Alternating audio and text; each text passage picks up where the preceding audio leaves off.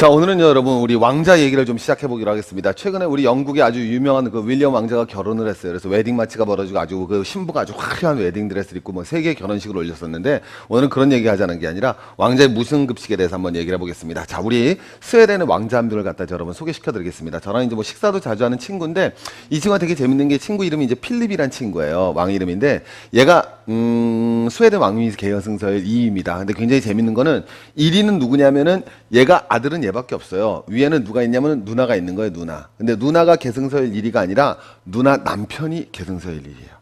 굉장히 재밌는 나라죠. 근데 내 남편 1위가 헬스클럽 트레이너였어. 그러다 헬스클럽 잘하니까 와우 해갖고 이제 계승서열 1위 돼갖고 요새 뭐 왕실 수업 열심히 하고 있다 그러는데, 이 친구가 굉장히 유럽에서 유명한 친구입니다. 왜? 스타일이 멋있잖아요. 그래서 핸섬한 걸로 해갖고 한때 조사를 해서 왕자들 중 핸섬한 서열 1위가 윌리엄이나 그 우리 또 여타 친구들 제끼고 1위 했던 친구가 바로 이 대단한 친구입니다. 그때 아주 우스갯소리로 10등인가 꼴등했던 친구가 김정남이라고 그래요. 자, 지금 마카오에 계시죠? 자, 어쨌든 이분이 뭐가 되느냐, 스웨덴 왕위서에서 2위인데 세상에 이분이 아동수당을 받습니다. 그래갖고 스웨덴에서 자녀 한 명당 18만 원에 여러분 아동수당을 받습니다. 예. 어이가 없는 거죠. 그래서 어이가 없으면 또 잘 생각해 보세요. 왕자인데 아동수당을 받아요. 뭐 좀 이상해 보이지 않아요? 수당하면 없는 사람만. 생활보호 대상자는 당연히 아닙니다. 그래서 여러분 보시면 알겠지만 기본적인 뭐가 되느냐? 더 말이 더 멋있죠. 왜? 아이는 부모를 선택하지 못한다. 그죠? 예, 아무리 한번 생각해 봅시다. 아이는 부모를 선택하지 못한다. 뭐 별 얘기 아닙니다. 뒤로 한번 가보겠습니다. 그래서 이 스웨덴이라는 나라가 참 재밌어요. 그래서 우리 이 스웨덴, 원래 노키아는 여러분 이 스웨덴 건 아니죠. 핀란드 건데 스웨덴이니까 이제 옆에 있잖아요. 그래서 뭐 노키아 사장인가 이 친구가 이 벤츠 몰고서 300km로 갔대요. 걱정하지 마세요. 여러분 차는 300km가 안 나와요. 걱정하지 마시고 이 차로 300km 확 모아놨습니다. 그랬더니 교통 위반이 걸렸는데 벌금이 얼마가 나왔느냐? 12억이 나왔습니다. 유명한 사례죠. 이상한가요? 네? 우리 한번 생각해 봅니다. 우리 이건희 씨가 이건희 씨도 여러분 자동차 속도 광이죠. 예. 그래서 에버랜드 빌려갖고 밤에 혼자서 열심히 달렸잖아요. 예. 마치 개인 그 트랙처럼 막 열심히 달렸는데, 자, 여러분 서울에서 부산까지 쏘는데 벌금 우리나라 얼마죠? 과속하면? 6만 원인가요? 예. 이건희 씨가 여러분 벌금이 6만 원입니다. 그 실질적인 의미가 있을까요? 없을까요? 없죠. 저 같으면 서울에서 부산까지 그냥 1시간 반에 쏘겠어요. 그러면 밤에 쾅쾅쾅 프레시 터트리면은 날도 밝잖아요. 운전하기도 얼마나 좋아요. 밝아갖고 벌금 한 200만 원 내면 끝나겠구만. 자, 어쨌든 얘네들의 정책은 뭐가 되느냐? 하루 수입이 400만 원인데, 그러니까 여러분 수입 벌금이 어떻게 나오느냐면 수입의 몇백 배, 수입의 300배를 벌금을 때린 거예요. 그래서 12억의 벌금이 나왔던 사람입니다. 아주 재밌죠. 그래서 여기는 근데 이제 가만히 생각해 보면 어디가 정상인가를 우리가 한번 생각해 보자는 거죠. 자, 우리 교통 단속은 왜 하는 겁니까? 네, 질서를 유지하고 다시는 그렇게 하지 말라고 하는 거죠. 네, 그런 원래 의미. 우리 위에 롤즈의 정의론, 뭐 여러 정의론 요새 나오는데 우리 누구였어요? 샌델의 정의론에 따라서 교통법규가 왜 생겼는가? 그 목적에 부합하는 것이 무엇인가를 봤을 때는 당연히 이것이 정의에 가깝겠죠. 네, 그러면 이제 보세요. 앞에 얘기했지만 기본 원칙은 뭐가 되는 거예요? 복지국가의 원칙은 책임은 권한만큼, 책임은 소득만큼이죠. 어떤 의미에서는. 네. 하지만 혜택은 누구나 이렇게 들어갈 겁니다. 자, 우리 한번 2위를 한번 바라보겠습니다. 최근에 이제 요새 참 힘드실 것 같아요. 이 한때 경제학적으로 우리 굉장히 존경받던 분인데 요새 막 모양의 뭐 이 스캔들 저도 읽어봤어요. 나 뜨거워서 죽는 줄 알았어요. 사실인지 아닌지 저도 모르겠어요. 자, 어쨌든 그거는 뭐 1004번인가 그건 중요하지 않고요. 이분이 이건희 손자에게 무상급식을 하는 것은 불합리하다. 예, 언뜻 생각해보면 저도 전 솔직히 언뜻 생각해봐도 동의할 수 없습니다. 근데 일반적으로 언뜻 생각해보면 좀 동의할 것도 있는 거 아니겠어요? 이건희 씨가 얼마나 잘 살아요. 보통 럭셔리한 게 아니잖아요. 예. 그것도 자식한테 또 유산 물러주면서 상속도 세금도 조금 내시는 분인데, 세금도 조금 냈으니까 얼마나 부자겠어요. 그런데 그분이 손자에게 무상급식을 하는 건 부자다. 야, 무슨 부자한테 무상급식을 주냐 이거죠. 근데 한번 생각해 보겠습니다. 이건 어떻습니까? 이건희 씨 아들이 그럼 서울대 갈 때 부자니까 무상급식 안 해도 되고 가난한 사람 무상급식 해줬으면 최소한 국립대학교 서울대 갈 때 가난한 사람들은 그냥 들어가게 하고 부자들은 등록금을 많이 내야 될 거 아니에요. 근데 아무도 그렇게 얘기하지 않죠. 부잣집 아이들은 왜 차별 없이 서울대에서 똑같이 세금을 내야 되는가? 우리 서울대 들어갈 때 집 잘 산다고 등록금 더 냅니까? 등록금 더 내죠? 서울대는 못 가셨구나. 죄송합니다. 아이고 죄송합니다. 자, 우리 서울대 도대체 찾아볼 수가 없습니다. 근데 물어보는 거예요. 우리 서울대 갈 때 집 잘 산다고 돈 더 내는 거 아니지 않습니까?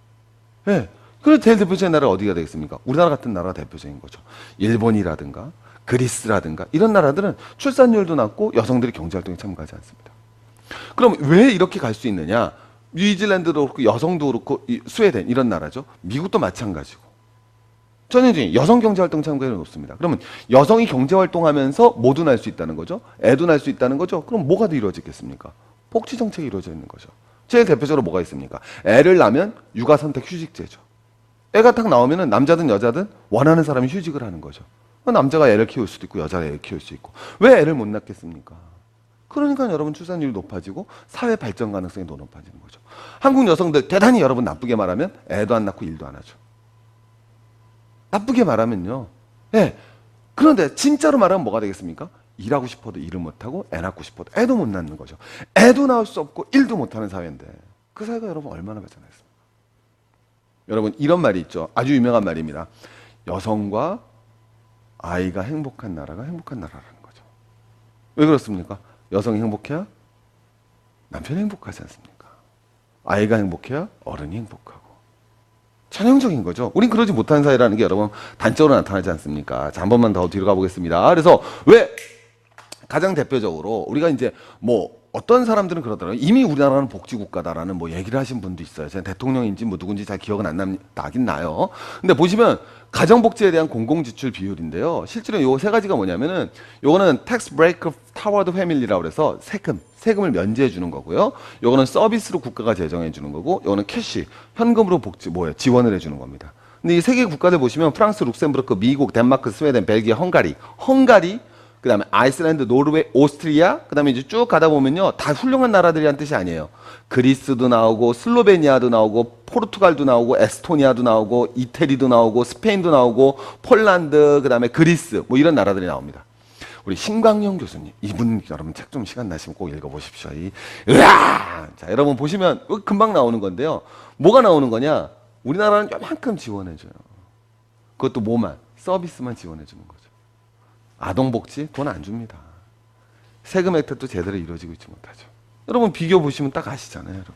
그래서 뭐 우리가 복지국가가 돼 있다는 말이 도대체 무슨 말인지 모르겠지만 수치상으로 그러지 못하다는 것이 뭐 한 번만 보면 금방 알 수가 있습니다. 자, 복지강국 스웨덴. 물론 스웨덴하고 우리랑 비교를 하면 야 자꾸 왜 스웨덴하고 비교해 그러는데 제가 얼마 전에 여러분 책을 하나 읽었습니다.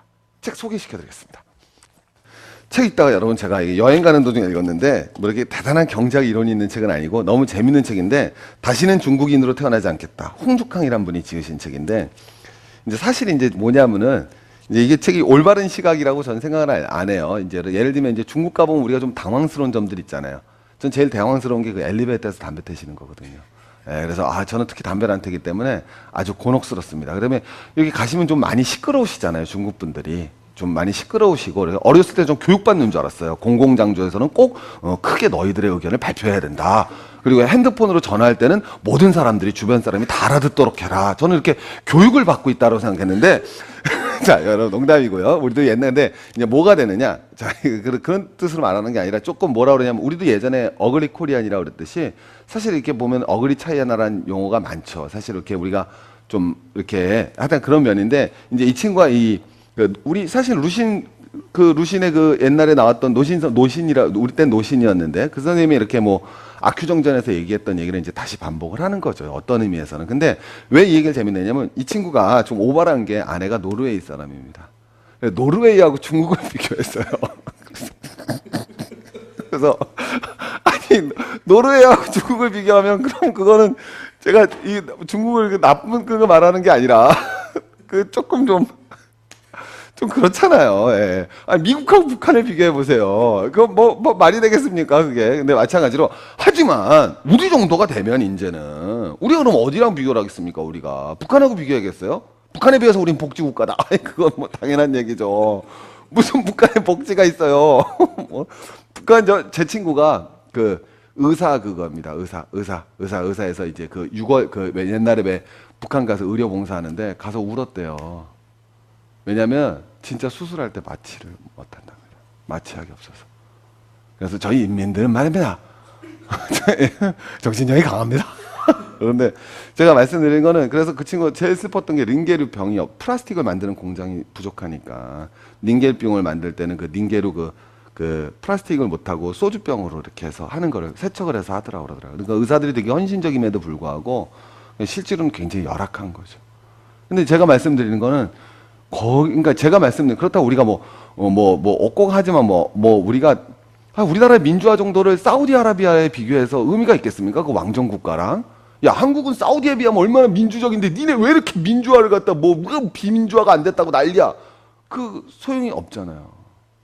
제 말 이해 가시죠? 야, 우리 이집트에 비해 우리 얼마나 사우디에 비해서 민주화됐는데 우리 얼마나 북한에 비해서 복지국가인데 이거 좀 어이가 없지만 하지만 이제 우리 수준 정도가 됐으면 우리가 이제 쫓아나가려 그런 어떤 그런 이상적인 모델을 봤을 때 스웨덴 봤을 때에는 여성 경제 성장률도 낮고 출산율도 낮고 그럼 이런 것에 있는 기본적인 이런 것들이 발생하게 된 이유가 뭐냐는 거죠.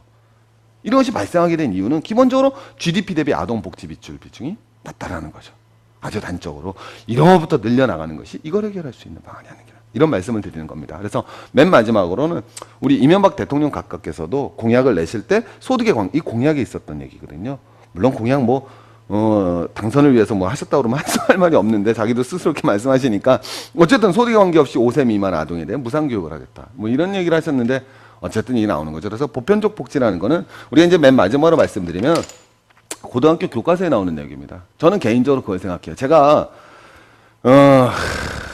그 프로그램 중에서 굉장히 싫어하는 프로그램이 하나가 있습니다. 제가 그 개인적으로 이제 싫어하는 프로그램이 어떤 거냐면 텔레비 틀면은 희귀성 난치병에 걸린 친구가 나옵니다. 네, 그래서 아주 고통스러워하는 모습이 나오죠. 그럼 엄마가 웁니다 옆에서 그죠? 하루 종일 간호하고 애도 웁니다. 네, 집안 힘들고요. 말짱했던 집안이어도 박살이 납니다. 며칠 전에도 이 비슷한 프로그램 봤는데 우리나라 어떤 친구가 희귀병에 걸렸는데 희귀병이 인정받으려면 5명이 이상이 걸려야지 희귀병을 인정받는다 그러더라고요. 네, 그래서 그러면 2명 걸리면 안희귀한 병인가요? 그래서 1명 걸리면 안희귀한 병인가? 우리나라 이런 거 걸리면 집안 망하잖아요. 근데 더 화가 나는 건 여기 옆에다가 딱 나오죠. ARS 전화 한 통 2,000원. 당신의 전화 한 통이 사람을 살립니다. 그래서 2천 몇백만 원 걷었다 이게 나오는데 전 이거 보고 굉장히 화가 납니다. 사실은. 왜? 고등학교 교과서에 반하니까요. 제가 학생들 가르치는 고등학교 교과서에는 뭐라고 나와 있느냐? 복지는 2개의 개념으로 나뉜다라고 나옵니다. 하나는 근대적 복지의 개념이 있고 하나는 현대적 복지의 개념이 있다. 이렇게 나옵니다. 근대적 복지의 개념은 언제 만들어졌느냐? 엘리자베스 1세, 16세기, 17세기죠. 구빈법이 그 출발점이다. 이렇게 나옵니다. 그래서 구빈법은 가난한 사람을 구하자는 거죠. 그래서 이건 근대적 의미의 복지라는 개념으로 나옵니다. 그래서 근대적 복지의 의미의 개념에서는 복지 혜택의 대상은 누구냐? 빈자라고 적혀 있습니다. 가난한 사람이라는 거죠. 복지 정책의 목표는 뭐가 되겠습니까? 빈곤 탈출이고요. 이때 복지의 목표는 기본적으로 시해, 베푸는 개념이었습니다. 이게 근대적 의미의 복지라고 그러는 거예요. 옛날 복지 개념이죠. 이런 복지를 이루는 국가 보고 복지국가라고 하나도 안 합니다. 대한민국 헌법에는 대한민국은 복지국가를 지향한다로 써 있어요. 대한민국 헌법 5대 원리 중에 하나가 복지국가의 원리입니다. 헌법 전문에도 나와 있고요. 대한민국 헌법에 써 있습니다. 우리는 이런 복지를 추구하는 국가가 아니에요. 현대적 의미의 복지는요. 엘리자베스 구빈법이 출발이 아닙니다. 이건 여러분 최소한 비스마르크부터 나오는 거고요. 독일의 가장 우파적인 정치인이었던 비스마르크가 복지국가의 효시가 출발이 되는 겁니다. 독일의 1919년 무슨 공화국? 바이마르 공화국에서 드디어 복지국가의 내용을 최초의 헌법으로 다루죠. 1919년입니다. 독일이 공화국 되자마자 한 거예요. 독일 1차 세계대전 할 때까지만 해도 왕국이었습니다. 1914년에서부터 17년까지 1차 세계대전 하죠. 1차 세계대전 했을 때 두목이 비렐름 2세였어요. 1차 세계대전 끝나고 나면서 제일 아이러니한 거죠. 1차 세계대전 하이라이트 독일과 러시아 아니겠습니까? 근데 독일과 러시아가 1차 세계대전 끝나고 나면서 둘 다 재정이 무너지고 공화정으로 넘어가죠. 러시아는 소비에트 공화정으로 갔고 얘네 민주공화국으로 갔어요. 이 민주공화국으로 갔을 때 이 바로 바이마르 공화국에서 복지국가를 내세웁니다. 이제는 뭐라고 적혀 있느냐? 복지 혜택의 대상은 빈자가 아니라 이렇게 써 있습니다. 복지 혜택의 대상은 전 국민이다 써 있습니다. 의료보험 이건희 씨도 가입 대상입니다. 네. 의료보험에 가입할 돈이 없는 사람만 사회보험을, 아니, 공적 부조를 통해서 구제하는 것이 대한민국 복지국가 체계의 기본입니다.